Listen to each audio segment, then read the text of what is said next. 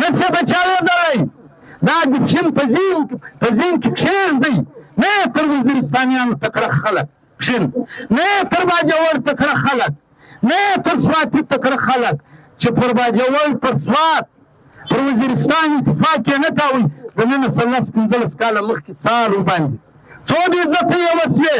نن ټول پاکستان په دوی ډک دی خپل کورونو جنتا ته ته هم تر هغو تکړه قسم ده کوې نه تر هغو سور سترګه که دې دغسې بې اتفاقي وه چې ستا ځوانان به خلک وژني ته به 200 نه راوځې په خدای چې تر دا پښین لمبې پورته شي ته به چېرې ځې په هغه ټیم کې ټول وزیرستان ټول باجوړ ټول سوات اور اخیستی وو ټول پښتانه ورته کتل موږ سره درېدو مګر دا وخت د نیکبختۍ بې مولو ځوانان راپورته سوي دي تحریک دي نوي ځوانان دي سوشل میډیا ده نن د ټول نر و بر پښتانه افغانان سره په اتفاق دي راسئ د دې ګټه واخلو راسئ یو پر بل لاسونه سره واچوو چې په اتفاق نه سې تا ته څوک په جولۍ کې دا شی نه درکوي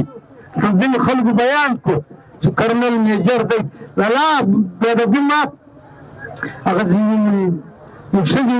خاوند ته ویلی ویل ما تنه ته راجوړه کړه هغه ویل بدبخته لورې زه دې تا ودر پوره کوم تنه ته وغاړې کرنل میجر ته خواست نه کرنل میجر ته به لیکه کشه وو لیکه به کشه وو چې دا هر څه اوس دا ملګري زموږ ملګري نارې وایي دا ډېر خلک خوابه به دي چې یې جو دې شبګردي اسکي چې دا ناره مه وه لالا موږ چیلنج وایو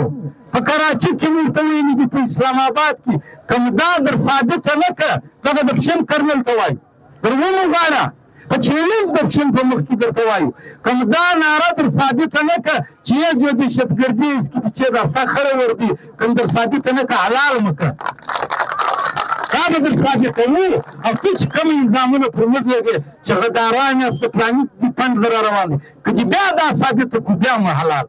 خو خبره دا ده نه په جذباتو کې و چاته سپکې خبرې کړو وچ کلک د کام د ښه سباون دپاره د کام د ژوندون دپاره د کام د عزت په خاطر دا ځوانان راپورته شوي دي د پښین ولس به همت کوي